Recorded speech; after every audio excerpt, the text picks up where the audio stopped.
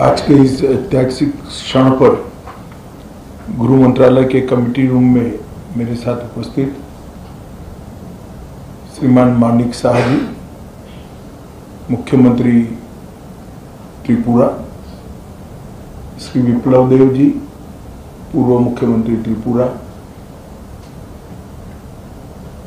त्रिपुरा मोर्चा के स्थापक अध्यक्ष प्रद्युत जी,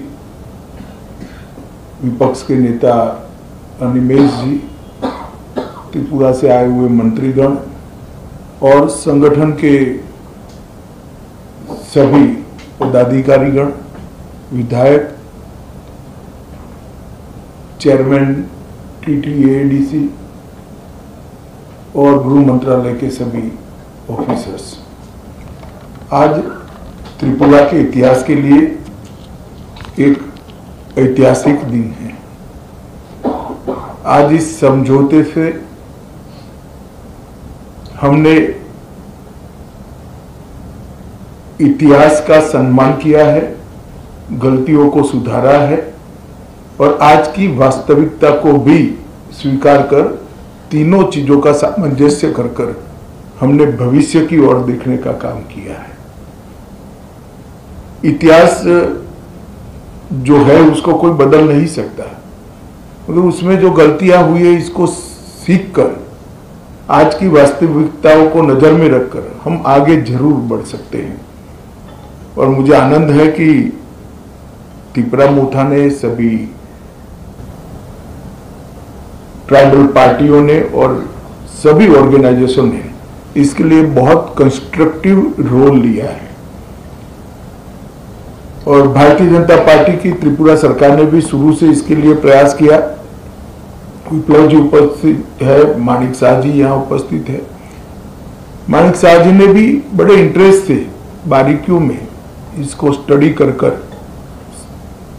अंजाम तक पहुंचाने में बड़ी अच्छी भूमिका अदा की है।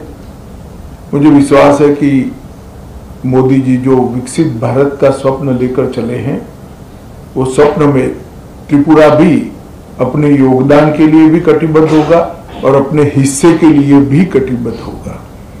जब विकसित भारत बनेगा उस वक्त त्रिपुरा भी विकसित त्रिपुरा के रूप में आगे पर स्वप्नों के साथ आगे बढ़ेगा।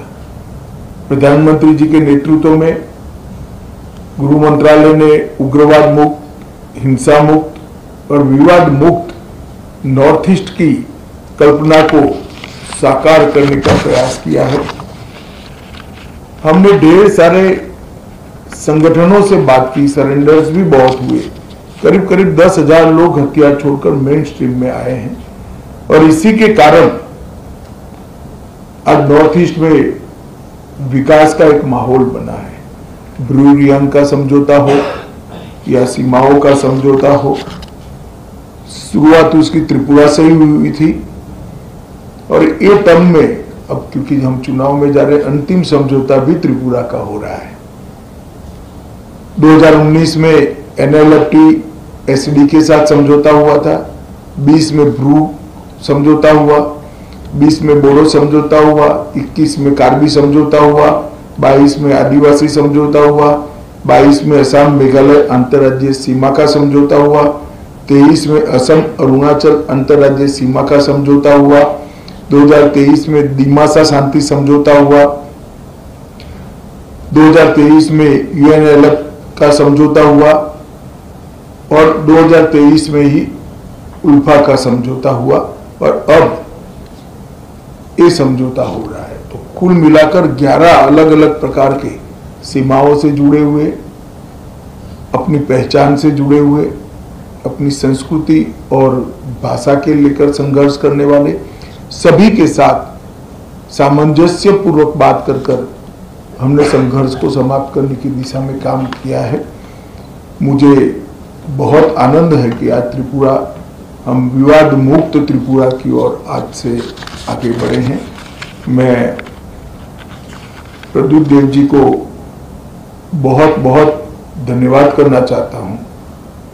भारत का इतिहास है, जब विभाजन की विभीषिका पूरा देश झेल रहा था, तब बांग्लादेश के सभी हिंदू परिवारों को शरण देने का काम आपके दादा ने किया था। महात्मा गांधी की अपील को उन्होंने सम्मान किया था, मगर बाद में कुछ ऐसी बातें हुई कि मतभेद भी हुए, थोड़े संघर्ष भी हुए। आज सभी लोग एक साथ मिलकर आगे बढ़ने का निर्णय कर आगे बढ़ रहे हैं। उस वक्त मैं इतना विश्वास दिलाना चाहता हूं कि आपके अधिकारों के लिए आपको कभी अब संघर्ष नहीं करना पड़ेगा। भारत सरकार 2 कदम आगे उठकर सभी के अधिकारों की रक्षा करे, अधिकार की रक्षा हो, इस प्रकार का तंत्र विकसित करेगी। मैं फिर से सभी स्टेक होल्डर्स का बहुत बहुत धन्यवाद करता हूं। मैं एक बात जरूर कहना चाहूंगा, हमारे संदीप पात्रा जी ने भी बहुत बारीकी से, और पॉलिटिकल कारणों से मैं बड़ा व्यस्त चल रहा था, फिर भी मेरा समय खींचकर छीनकर इसको अंजाम तक पहुंचा है, तो पात्रा साहब का भी मैं धन्यवाद करता हूं। और आईबी की ओर से हमारे जो नेगोशिएटर हैं और जिन्होंने समझौते को मूर्त रूप दिया है, इस सभी को धन्यवाद कर मेरी बात की समाप्ति करता हूं। सभी को बहुत बहुत शुभकामनाएं और धन्यवाद।